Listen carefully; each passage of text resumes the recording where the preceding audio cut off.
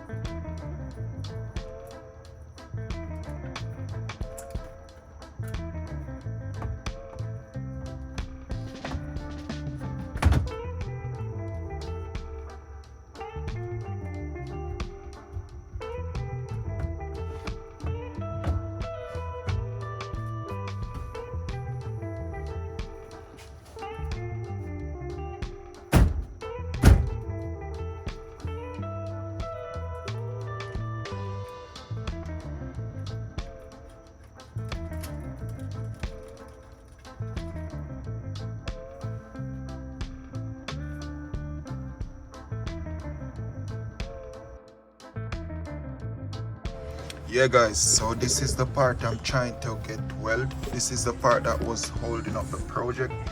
You know, we had to get it off the STI chassis. Now there's a guy here.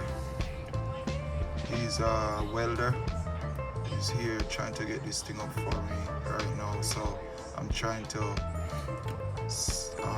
get this thing prepped as fast as possible. And you know, for him to get to work and get this thing well, so you know we can move on with the project full speed ahead. So yeah, right now I'm just prepping it very quick for him to do his thing. So yeah guys, stay tuned and you know, let's see what happens.